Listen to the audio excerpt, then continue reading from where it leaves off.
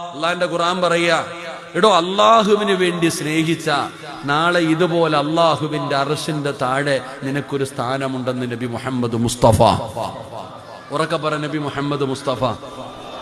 നിന്നോട് ചോദിക്കും, നീ നല്ല പയ്യനല്ലേ, നീ എന്തിനാടാ ഈ കുരുത്തം കെട്ടവന്മാരുടെ കൂടെ നടക്കുന്നേ? നീ നല്ലവനാ, നീ എന്തു പറയും ഫ്രണ്ടിനോട്? പ്രേമിക്കുന്ന പെണ്ണിനെ വിളിച്ചിറക്കിക്കൊണ്ടു വാടാ, ഞാൻ ചെയ്തു തരാം സൗകര്യം മുഴുവനും. അവന്റെ വീട്ടിൽ കയറി വിളിച്ചിറക്കിക്കൊണ്ടു വാ. പെണ്ണെ നീ എന്താ പറയണേ? നീ നല്ലവളാ, പക്ഷെ നിന്റെ കൂട്ടുകാരിക്ക് വേണ്ടി എത്ര കള്ളം പറയും, നിന്റെ വീട്ടിലുണ്ടെന്ന് പറയും, എന്നിട്ട് നീ അവളെ കറങ്ങാൻ വിടും. നിന്നോട് ചോദിക്കുക, എന്തിനാ ഇങ്ങനെയൊക്കെ ചെയ്യണേ? ഫ്രണ്ടല്ലേ ഉസ്താദേ, എന്റെ കൂട്ടുകാരിയല്ലേ. എന്നാ നീ നോക്കിക്കോ, നാളെ അള്ളാടെ കോടതി വെച്ചിട്ട് നീ പറയും, നശിച്ചവളെ, നിന്റെ കൂടെ കൂടാതിരുന്നാ മതിയായിരുന്നു. യാ ലൈതനി ലം അത്തഖിദു ഫുലാനൻ ഖലീല, നിന്റെ കൂടെ കൂടിയില്ലായിരുന്നെങ്കിൽ ഞാൻ രക്ഷപ്പെട്ടേനെ.